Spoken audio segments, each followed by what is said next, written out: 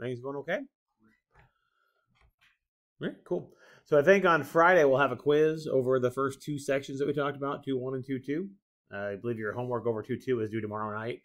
So we'll do a quiz over that. We're going to cover some new stuff today, but this won't be on this particular quiz. All right, so, the first part of this will look relatively familiar for stuff that we've already talked about.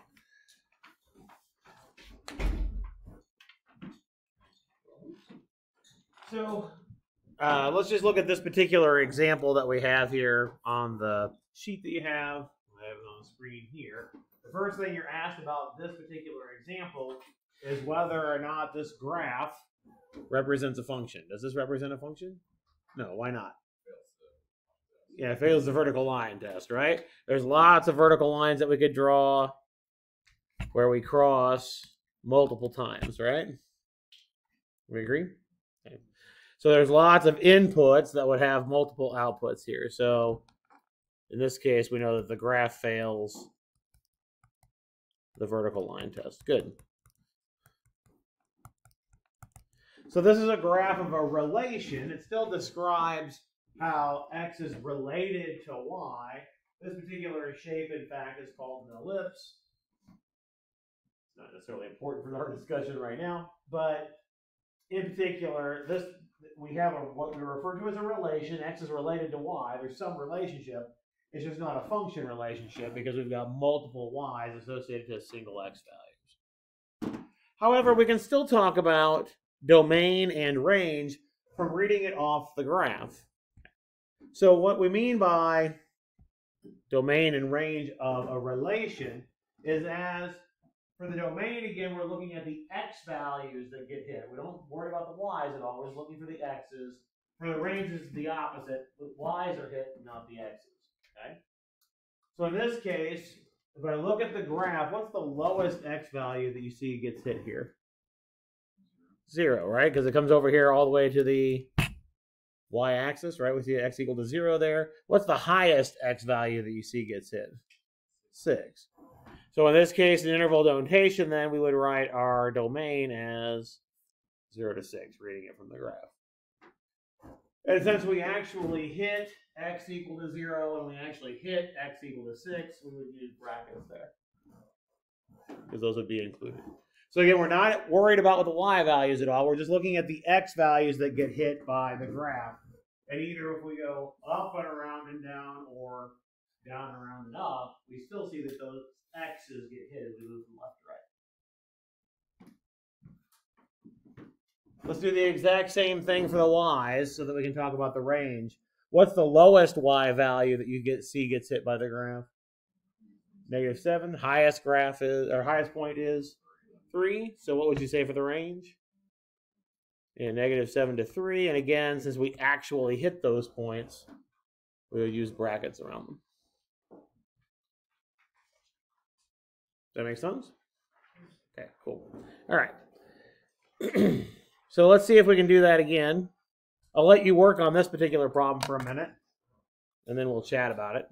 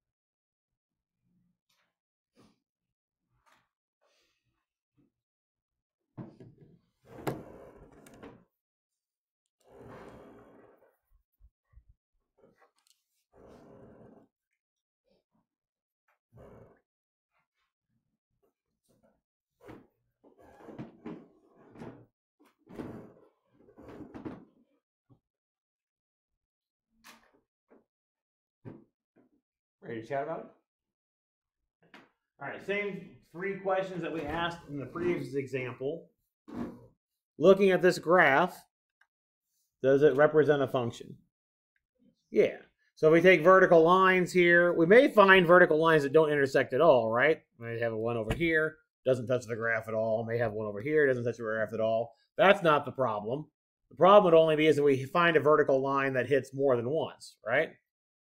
And in this case, we don't have any vertical lines that hit more than once because if we go through, as we go from left to right, they all hit just one time, right? So this one, yes, the graph passes the vertical line test. No issues at all there, right? Let's look at the second part here, where it asks for domain and range. Again, if we're looking for domain, we're looking for what? X's or Y's? X's, right? So what's the lowest X value that you see that's on the graph? -4. Highest highest X value you see on the graph is 4. And everything in between is included, right? So we would say what? For the domain. Yeah, -4 to +4. And are those included? Yeah, because we got those closed-in circles there, right? So those would be included. And so -4 to 4 would be your domain. Again, we ignore, when we're looking for domain, we're ignoring the Y's, right? We're just reading from left to right. Don't care about the Y's at all. We're just looking at for X's. And the range is exactly the opposite. We don't care about the X's at all. We look at the Y's. As far as the Y's go, what's the lowest Y value that you see? -2. And the highest Y value you see is 10, right? -2 here at the bottom, 10 up here at the top. So what would you say the range is? -2 to 10, and we would include those again, right? Yes? So the points are saying that it's not going any further. If it were to go further, then that's different, right? Correct, exactly right. That's exactly right. It's a good point. So if those points weren't there, and we just kept going that way, assuming that we had a function, if they kept going that direction, then we would say that our domain would be -infinity to infinity because we assume that it's included. And then your range would go from -infinity up to 10 in that case. That's exactly right. But since those points are there, it's telling you to stop. That's exactly right.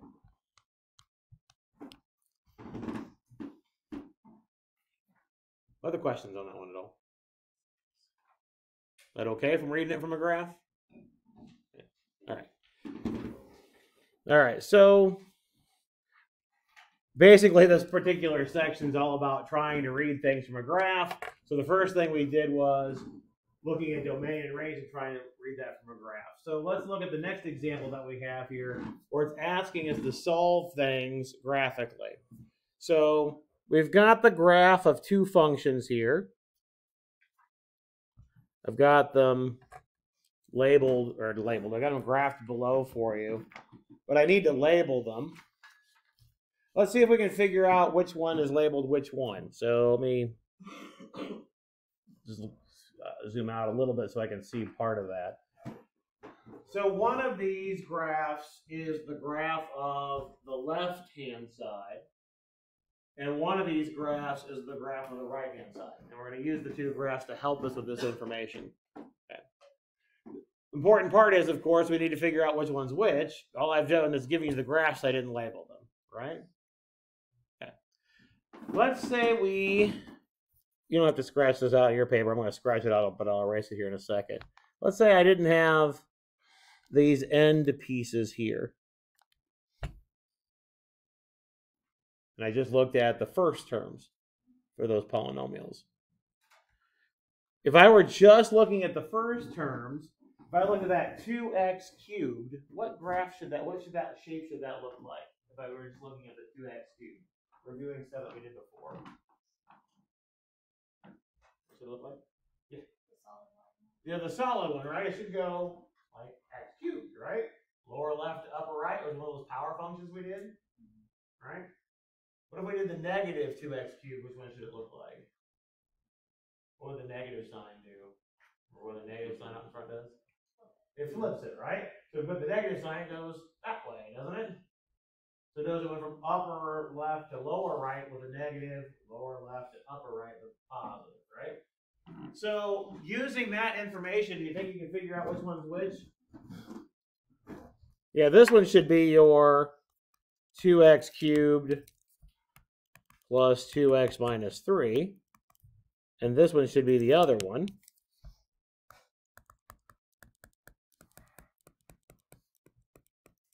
And we're going to come back to that idea later on this semester when we talk about what's referred to as end behavior. Notice that as x gets really, really, really, really big, either in the positive direction or in the negative direction, as x gets really, really, really, really large, x cubed is going to be a lot bigger than x, right? And x cubed will be a lot bigger than x squared and x and a constant. So as x gets really, really big, it's that highest power term that matters. And that tells us about the graph at the end. That's what we refer to as end behavior. Okay? So when it was positive, we have that solid line, right? Because I was looking at the 2x cubed, it should look like x cubed, which goes this way. Lower left to upper right. The other one, negative 2x cubed, is going to be going from upper left to lower right, so it had to be the other dashed line. Does that make sense? And again, that's why we study those power functions, or those give you that library of functions, because that library of functions can tell you lots about the behavior of the function. We're going to come back to that idea later. It's okay that if it's a little confusing right now. But that's why we studied all of that stuff, okay? Because we're going to come back to it and build on it. All right. Let's go and see if we can figure out the answers to these questions now. The first question's asking us to use the graph to figure out where the two sides are equal. What should be happening on the graph if the two sides are equal? They should meet, right? That's where they intersect, isn't it? So we should have here, here, and here, right? We've got 3 places where they actually cross. Right? So when we're trying to solve these graphically, we're trying to figure out where they cross each other. Right? Are we looking for, when it's asking us to solve the equation, which variable are, well, what piece do I want, right? When I'm looking at these points, I've got an x and a y. We need to figure out which piece we want corresponding to what the problem's asking us. Do we want the x or do we want the y? Based on what the problem's asking us to do. The x, because this has an x in it, right?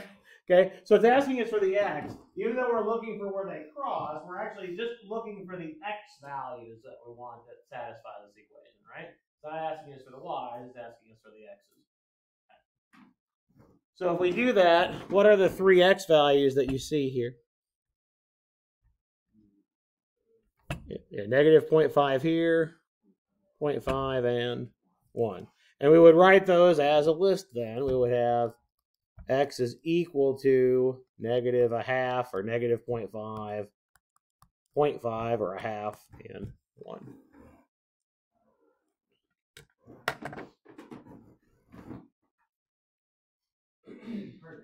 So again, when it says it's equal to, we're looking for those individual x values where they actually cross. So let's see if we can figure out the other two here. In the other two, the first one says we want to know when the 2x cubed plus 2x minus 3 is actually bigger than the negative 2x cubed plus 4x squared plus 3x minus 4. So again, looking at the graph, I want to know, and again, we think about these as outputs. I want to know when the output on the left-hand side is bigger than the output on the right-hand side. We think about it as functions and outputs. What gives you the output on the graph? Is it the x-coordinate that gives you the output or the y-coordinate that gives you the output? The y does, right? So graphically, if I want to know when the left-hand side is bigger than the right-hand side, what should we be looking for on the graph? Should be looking at the y's, and in particular for this example, what should we be looking at? If we want to know when the left-hand side is bigger than the right-hand side, what should be true about the graphs?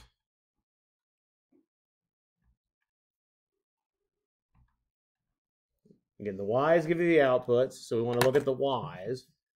Graphically, if I want to know when the left-hand side is bigger than the right, what should we be looking at?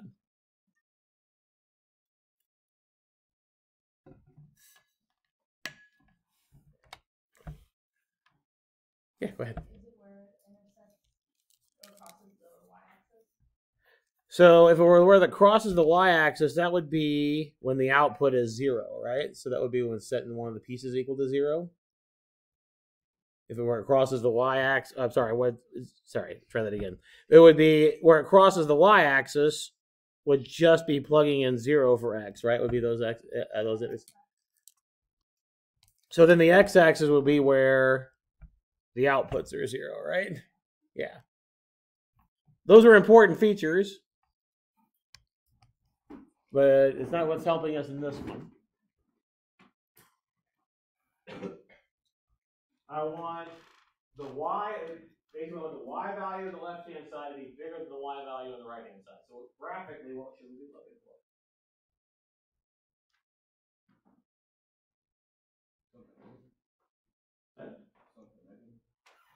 Well, so if it's negative, that would just be telling me if it's below the x-axis or not. I think there's an idea of below that's important.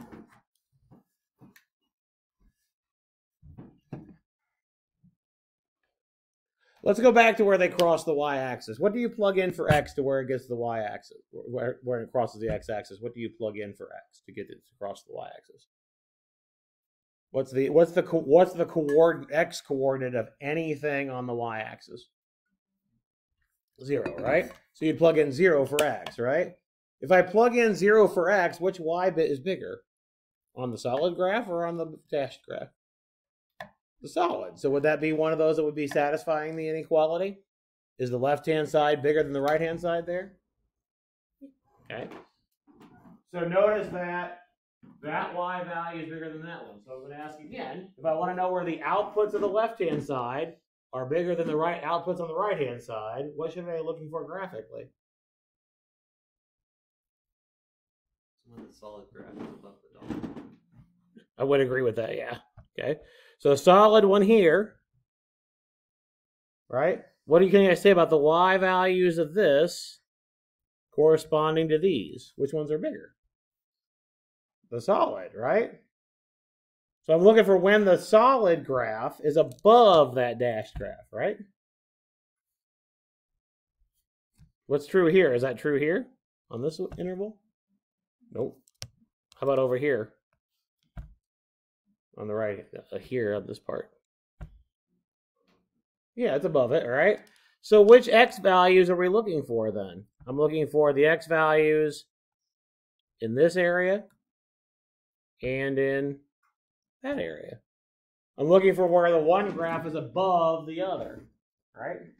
I want the outputs for the left to be bigger than the outputs for the right, so the one graph needs to be above the other graph.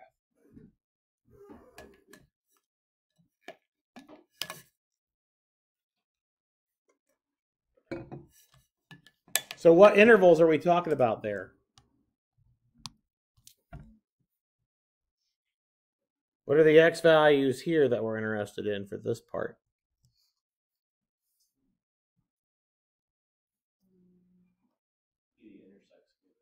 Yeah, we're looking at those intersections again, right?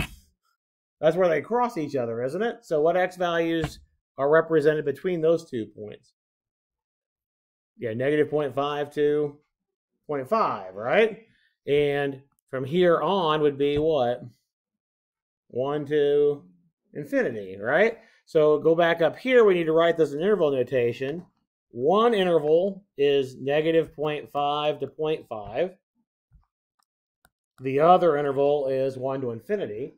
If we want to write these in interval notation, But what always do we use on infinity? A parenthesis, right? Okay. How about the other ones? Well, that's going to tell us, this little sign here is going to tell us whether or not we want to include them. Are we going to include those endpoints on the inequality? No. So what will we use? Parentheses. So parentheses here and here. And then it can be in the first interval, or it could be in the second interval. When we have the or, what do we use in the middle? The union. Yeah, good. So that would be the answers for that. And again, here we're just looking for the x's. We're not when we're looking at the y's, what we're interested in is when the y's are bigger on for the left than on the right. But when we're writing our answers are for x's. So these are just intervals of x values here. So if you plug in anything in between -1/2 and 1/2, or plug anything in between 1 to infinity, the number you get on the left-hand side will be bigger than the number you get on the right-hand side.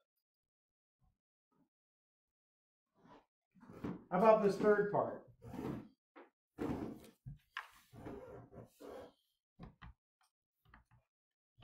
Again, looking back at your graph again, what do you want to see graphically happens?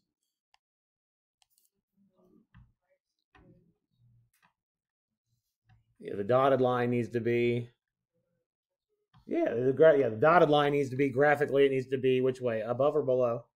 Above, right? Okay. So where is the dotted line, the dotted graph, above the solid graph?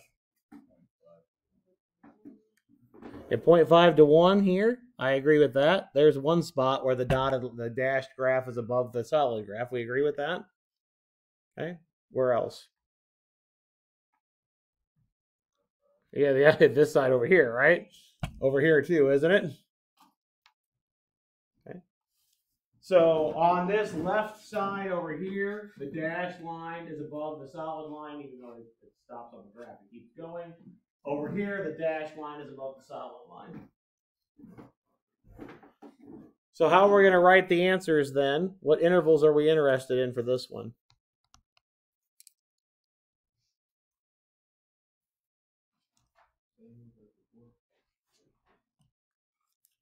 Well, I think we have the same endpoints as before, but I think our intervals are going to change, right? Because again, we're going to be interested where these intersection points are, right? That's what it tells us where they cross. So those are our endpoints that we have, but what are we going to use for our intervals then? Let's look at this one here. What did you tell me here for this one? Yeah, 0.5 to 1 was one of them, right? What's the other one? So -0.5 to which way? We're going that way. Be negative infinity, right? So yeah, so we want the negative infinity to -1/2, right? Oops. And I know that we never include the infinity, so that's why I've already got a parenthesis there. Given the fact that we've got equal to here, what do you want to use for the other ones? Brackets, good. So I have a bracket here, bracket here, bracket here, and then again, what goes in the middle? A union.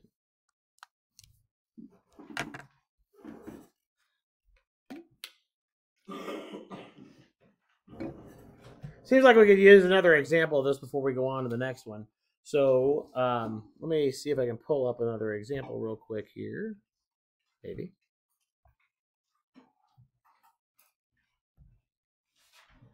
I just took this out of the book a minute ago. I'll get it to open. There we go.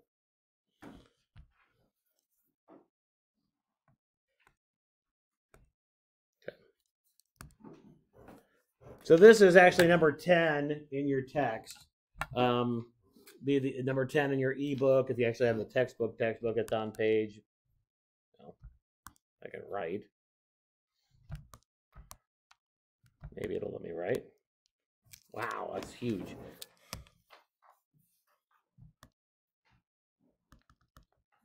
There we go. It's page 181. Oh, it hates when I try to draw on here.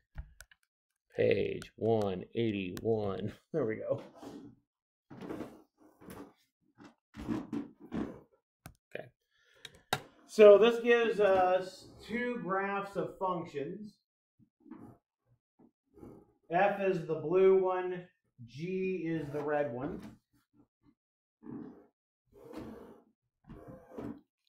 Looking at the graphs, let's review the previous stuff that we talked about before we get into the intervals here.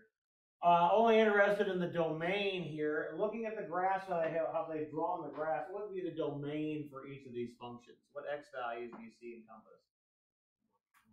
1, 2, 3, 4, 5, 6, 7, 8. All right, so the domain of them would be both 1 to 8. Do you agree? Okay, cool. All right, so this one's asking you now, looking at it graphically, which number is bigger? If you plug in 6 to the function, which is bigger, f of 6 or g of 6? Yeah, so 6 is right here, right? Agree with that? And the red graph is above the blue graph. So g of 6 there will be bigger. Versus if you want, which one's bigger of f of 3 and g of 3? Yeah, the f is bigger, right? Because here's 3. That okay? All right, so let's answer part C. Again, looking at the graph, if you want to know where the two functions are equal to each other, what are you looking for? Yeah, where they intersect. Good. So what values do you see for that? I see a 5. Good. 2 and 7. Good. So this would be x is equal to 2.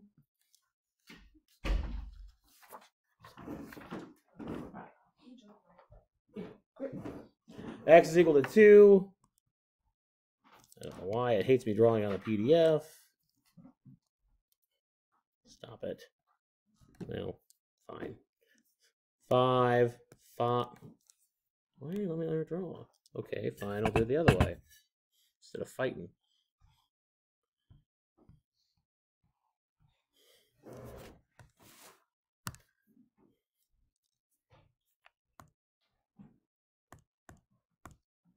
Experiencing technical difficulties, please stand by.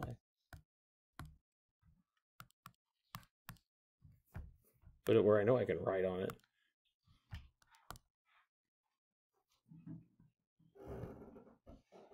What did you do? Put it over the top of something? Yep, sure did.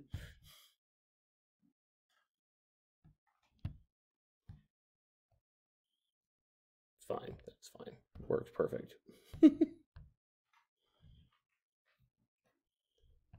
There we go. All right, so x is 2, 5, or 7. Sorry about that. So what about where the f of x is less than or equal to g of x? Again, graphically, what are we looking for when we want to know when the f is less than or equal to the g? Good. Well, the red is above the blue, right? Because we want the g is the bigger one, correct? Here's my G, here's my F. I want the G to be above the F. So what intervals does that happen on?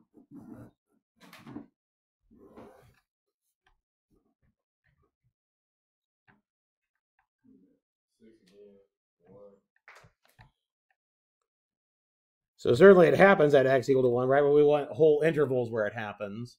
So again, where is the red above the blue?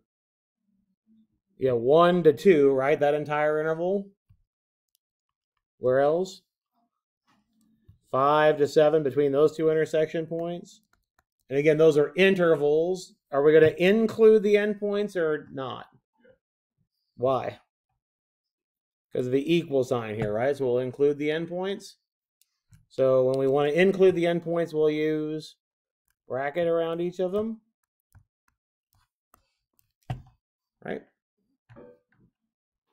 And that'd be the solution for part D. What about E? What are we looking for in E? Yeah, the blue higher than the red, right? Where does that happen? 2 to 5 and 7 to 8, right? Agreed? Okay. Do we want brackets or parentheses here? This one's a little tricky on one of the points. Parentheses here, because it's not equal to, right? A parenthesis here, but what about at 8? Is this blue dot higher than that red dot? Yeah, the blue is higher than the red, right? So we would include the 8, the way it's written. Otherwise, it's a little tricky at one of the points. And then again, it could be one or the other.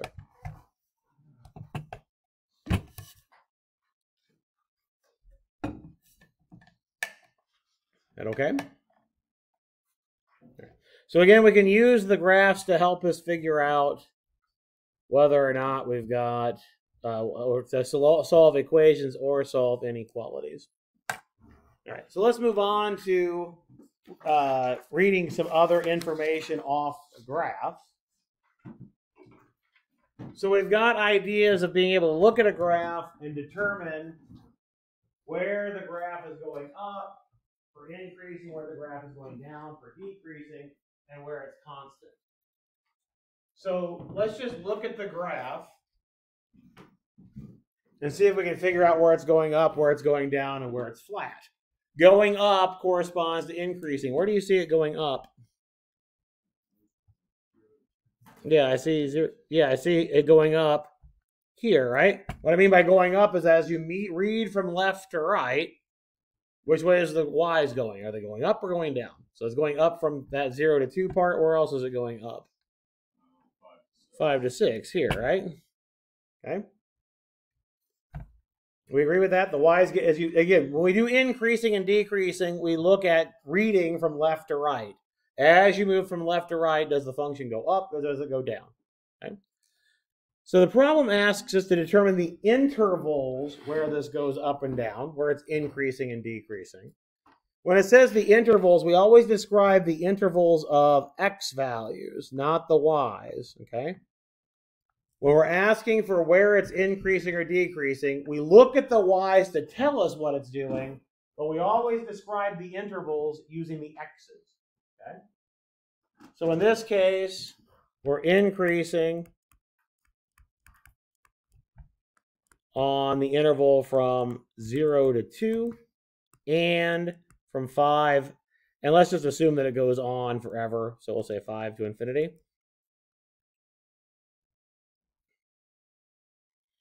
Notice I used parentheses here. I used parentheses on all the endpoints. We don't try to determine whether or not it increases or decreases at a point where it's turning around. So we're always going to use parentheses on those for increasing and decreasing.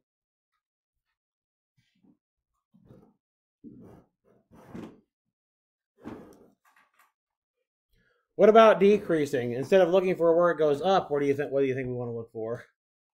Where it goes down? Where is the function going down?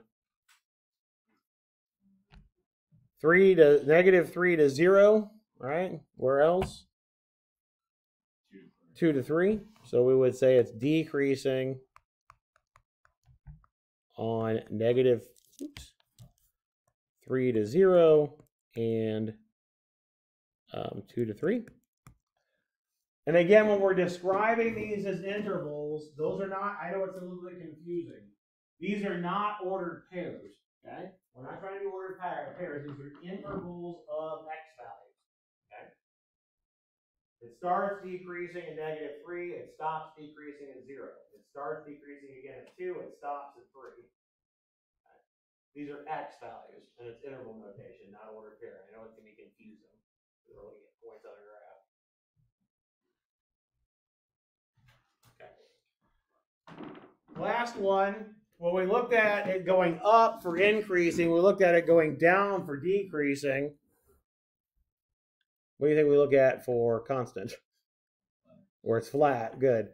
So again, if I assume this goes off to infinity this direction, where do you see the function being flat? Yeah, -infinity, -3, and 3 to 5. Good. It's flat over here, and it's flat over here.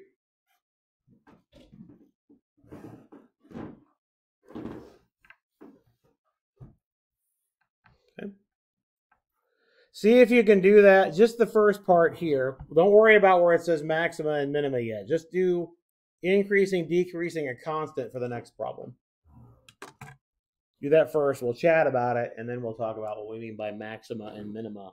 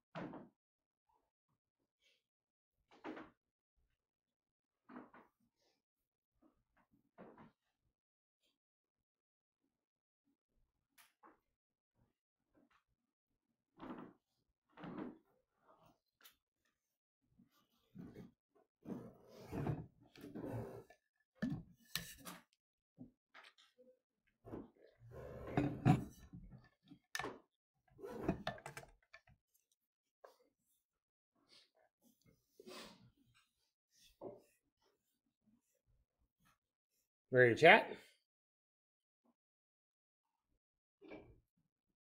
Okay. All right, let's do the last one first. Ask where it's constant. Do you see a place where the graph is flat all the time? No, we just see some places where it turns around but not flat, right? So it's constant nowhere. Right? There's no extended part where it's just a horizontal line. That was what it has to look like for constant, right? We've got some places where it turns around, and those are going to be important here in a minute. But as far as constant, it's not actually constant on an interval. How about where it's increasing? What did you come up with for increasing? Good. -3 to -3. Good. -1 to 3. 5 to infinity. Good. Yeah, because it's going up here, and here, and here, right? Yeah. And then in the middle, what will we put? U's. Good. For the union. Good. So there's our intervals on which it's increasing. -infinity to -3, -1 to 3, and 5 to infinity. How about decreasing? Good. And 3 to 5, and then again we'll have the union in between. So it's going down here and down there. And again, remember, these are x values that we're writing down, right? These are not ordered pairs. That's important, okay? As intervals of x values, and we're writing it in interval notation, even though they kind of look like ordered pairs. Okay? All right. Let me write down the definitions, algebraic definitions for increasing and decreasing, and then we're going to talk about what we mean by maxima and minima. So algebraically, for a definition here, we say that f of x is increasing on the interval x1 to x2 if I'm sorry, let's write it this way. F of A, B, or sorry, the interval from A to B, if f of x1 is less than f of x2 whenever x1 is less than x2.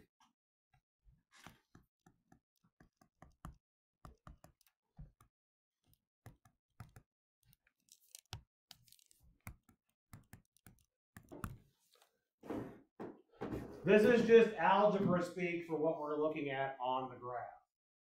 I take two numbers out of my interval. One's less than the other. If I plug them in and my y value for the left one is less than the y value for the right one, then we went up. Right? As we go to the right, the function goes up. That's all that says. Okay? It's just algebra speak for that. Okay. For decreasing, there's only one thing you have to change. For decreasing, again, this part right here is saying as you go to the left. Well, if you're looking for this is as you go to the right. Sorry. As you go to the right for decreasing, what happens to the y's? They go, it's decreasing. As you go to the right, the y's go down, right? To indicate the y's go down, what do you think I'm going to switch this sign to? Greater than. Because it says the left point is above the right point. Okay. So for decreasing,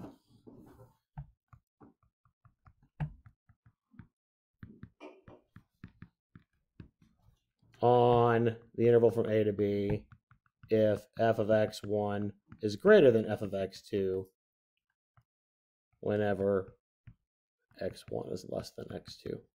And again, I'm picking 2 points out of the interval from A to B. Again, this is just algebra. This part here is just algebra speak for as we go to the right. This just is algebra speak for the function values went down. If you wanted to change it to constant, what do you think you're going to change this sign to now? Equals, yeah, because the y values stay the same. So I won't bother writing that down. Okay. So those are the algebra definitions for those. We're going to be a lot more interested in doing this from the graph than we are from the algebra definition. These definitions will pop back up again in calculus class if you go on to calculus. All right. Let's talk about what I mean by maxima and minima back in that example that we didn't finish. Okay. These words, maxima is just the plural of the word maximum. So minima is the plural of the minimum. All right, so this is asking for where the function has a local maximum and where the function has a local minimum, and there might be more than one. So that's why it says maxima and minima. All right. When I think about maximum, I think about the biggest, right? Whereas the highest. Okay. Now, just because I'm at the highest point, say in Illinois, doesn't mean I'm in the highest point in the United States. Just because I'm at the highest point in the United States doesn't mean that I'm the highest point in the world. That's the idea of local. Okay? If I'm at the top of a hill, I'm at the highest point in at least a little interval, at least a little area. Okay? So that's what I mean by local. That's all the local part means. So if I'm looking at this graph, where do you see the top of hills on the graph? Where do you see the top of hills? Yeah, here's the top of a hill. Where else do you see the top of a hill? 3 of 5 halves, right? We agree with that? So for this particular graph, the local maxima, I can write, -3, -1, and 3 of 5 halves. Now, I told you that this is confusing, and I know it's confusing. These are ordered pairs. It's asking for the coordinates of the points. So these are actually points. These are ordered pairs. Okay. The intervals are not. Those are intervals of x values. These are ordered pairs. Okay. But again, for a local maxima, or to find a local maximum, all it's asking you to do is look at the graph and pick out the top of the hill. Okay. Same idea for minimum, except instead of the top of a hill, what do you think you're looking for? A low point, yeah, the bottom of that valley, right? Okay. Where do you see minima here? Good. The -1, -5 halves is 1. Good. And 5, 1. Those are your low points. And as far as finding maxima and minima go, that's all we're going to do is read them off the graph. So again, maximum, look for a hill. Minimum, look for a valley. Okay? That okay? Okay. So let's do that in the next part. Work on the next problem real quick. I know we only have a few minutes. But see if you can do A and B, and then we'll remind about what part C is.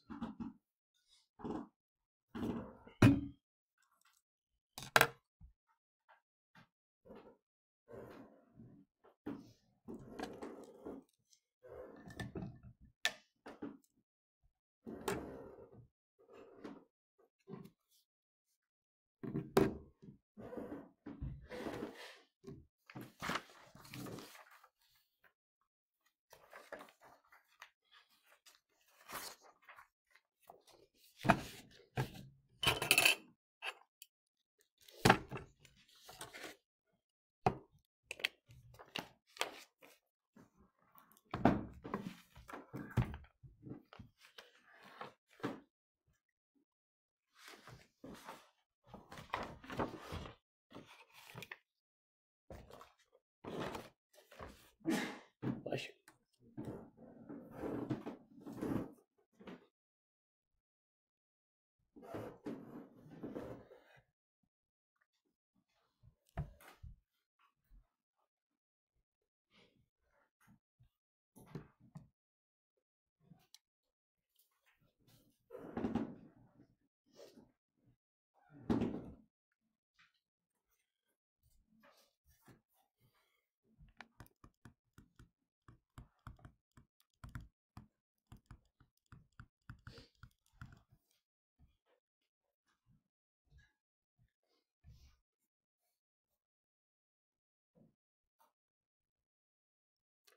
I know you haven't had a lot of time, but let's go ahead and chat about it since we got about 2 minutes. Increasing, what did you come up with? 0 to 150. Yeah, again, because we're looking for where it goes up, right? So one of the intervals should be 0 to 150. What about the other one?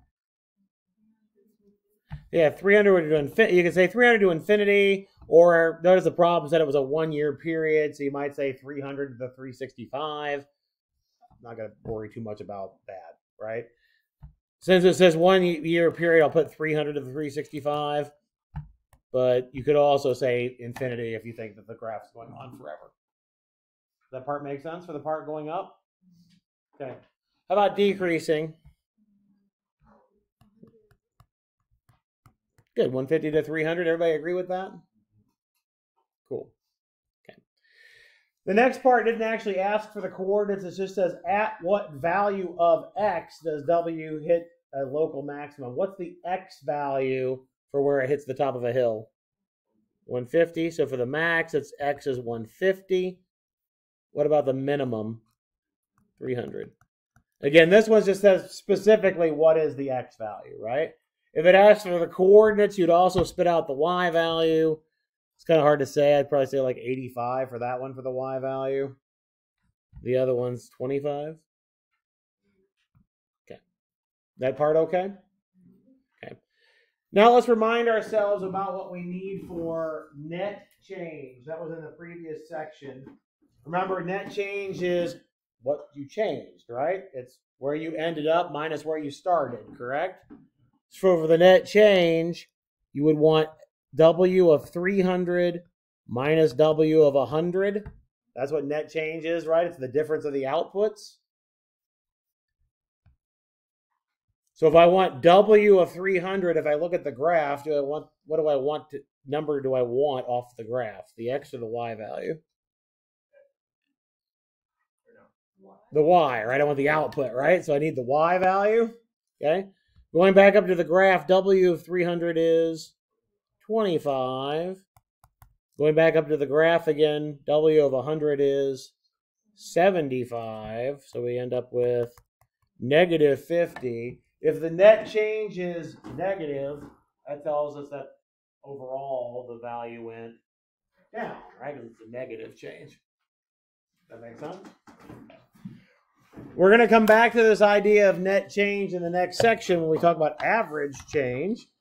So we'll talk about that on Friday. Remember, again, we're also going to have a quiz on Friday over the first two sections. Otherwise, we will see you on Friday. Math Center is now open. Logan has office hours as well for SI stuff. Professional Tutor has office hours as well in the Math Center. All of those hours are posted on Moodle. Okay, so you can get all of those.